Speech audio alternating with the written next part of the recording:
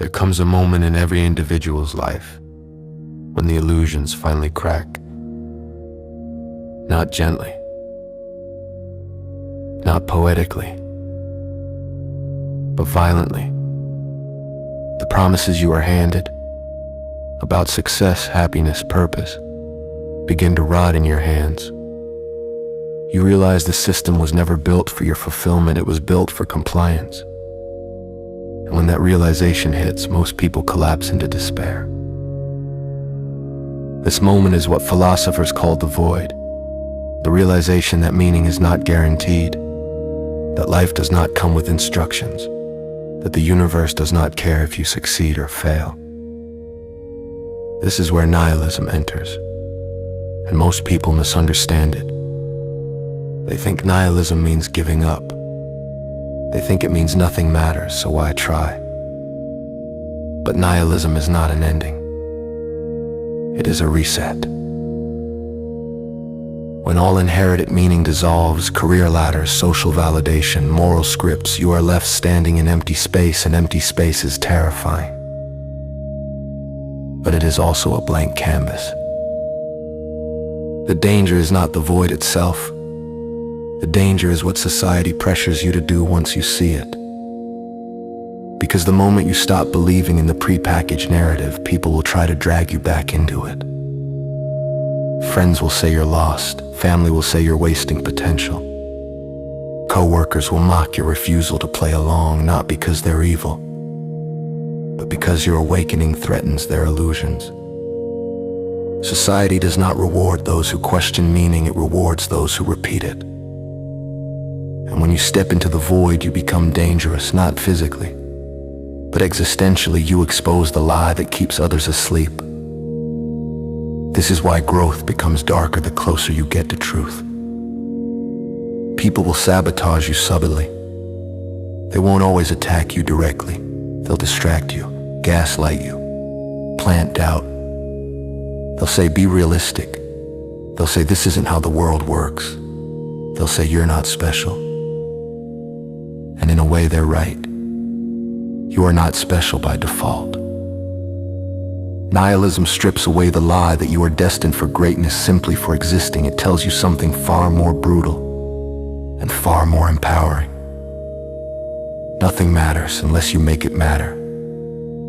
That is freedom. Most people never experience it because they cling to borrowed meaning. They follow scripts written by institutions that benefit from obedience. Schools, corporations, social hierarchies.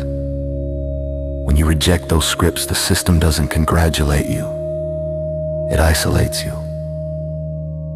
You'll feel loneliness before clarity, confusion before confidence, emptiness before creation.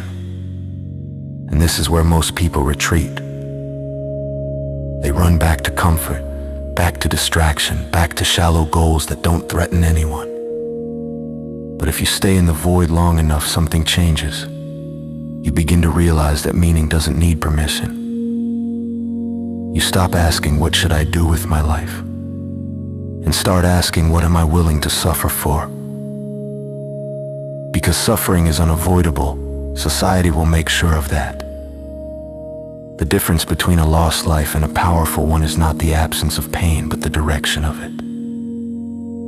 When people try to block your path through rejection, ridicule, exclusion, you stop seeing them as obstacles and start seeing them as filters.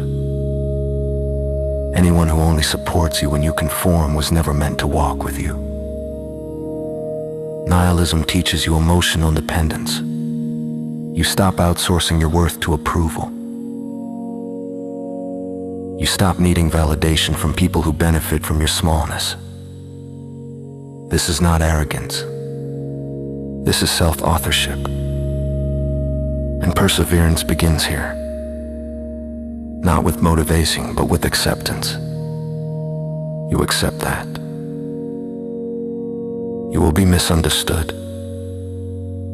You will lose people. You will outgrow environments. You will be punished for refusing to shrink, and you move forward anyway. Because once you've accepted that nothing has inherent meaning, fear loses leverage. Failure stops being catastrophic. Rejection stops being personal. Isolation stops being shameful. They become tools. You build meaning the same way artists build paintings, through intention, repetition, and brutal honesty. You choose values not because they are rewarded, but because they align with the person you are becoming. You define success not by applause, but by integrity. And when society tries to darken your path by draining you, doubting you, delaying you, you remember this.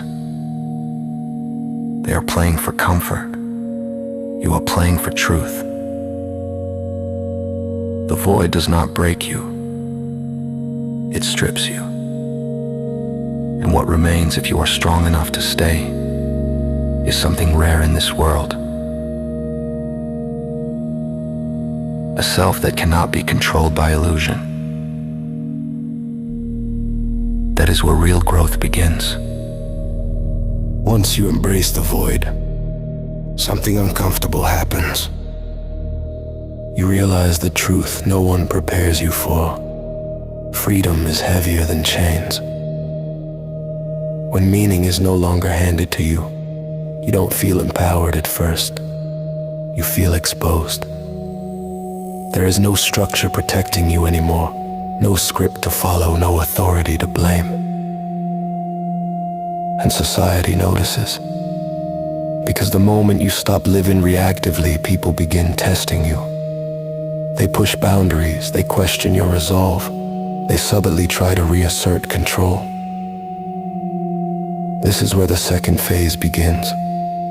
Self-creation through discipline. Not motivation, not inspiration, discipline. Because motivation fades quickly in a world designed to exhaust you. Modern society is not neutral. It actively works against deep focus and long-term growth. It floods you with noise, comparison, outrage, and instant gratification, not by accident, but by design. And people, consciously or unconsciously, become extensions of that system. They'll interrupt your routines, mock your consistency, tempt you back into comfort. They'll say things like, "Why are you so serious all the time? You don't need to work this hard. Life's meant to be enjoyed."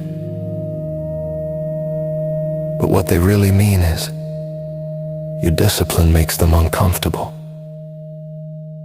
Because discipline exposes the lie that success is luck. It reveals that growth is choice, and most people are not choosing it. Self-creation requires something brutal, the willingness to disappoint people. Not loudly, not dramatically, quietly. You stop explaining yourself, you stop justifying your path, you stop negotiating with those who don't pay the price you're paying. And this is where things get darker. People don't always sabotage you with hostility. They sabotage you with familiarity. Old friends who keep you stagnant, family members who project fear onto you, colleagues who resent your refusal to settle.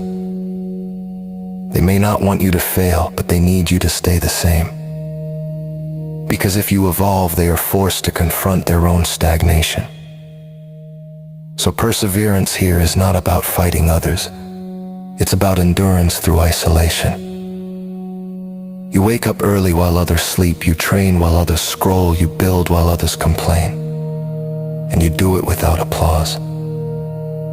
Discipline becomes the meaning you create, not because it feels good, but because it builds internal order in a chaotic world. This is how you resist a society that profits from your distraction. You simplify your life aggressively. You remove unnecessary noise. You guard your time like territory. You treat your attention as sacred. And people will react to this. Some will distance themselves. Some will guilt you. Some will try to pull you back with nostalgia. This is where most people crack. They mistake loneliness for failure. But loneliness is not a sign you're wrong. It's often a sign you've outgrown an environment that can't sustain who you're becoming. The discipline phase is cold. There are no cinematic moments, no instant transformations, no guarantees. Just repetition and obscurity. And yet, something powerful happens over time. Your self-respect grows. You trust yourself more, not because life gets easier, but because you stop betraying your own standards. When society throws obstacles at you, rejection letters, financial stress, criticism, you no longer internalize them as identity. They become data, feedback, resistance you expected. Because once you understand the world is not designed for your growth, you stop asking it for permission. You move anyway. This is the paradox. The less meaning you inherit, the more meaning you can build. The less validation you seek, the more unbreakable you become. Self-creation is not glamorous, it is quiet defiance. And perseverance here means continuing even when progress feels invisible. Even when people doubt you. Even when results lag behind effort. Even when the path feels unnecessarily hard. Because it is hard. But not as hard as living a life you didn't choose. By the end of this phase, you are no longer searching for purpose. You are embodying it. And once that happens, no system, no person, no ideology can fully control you again.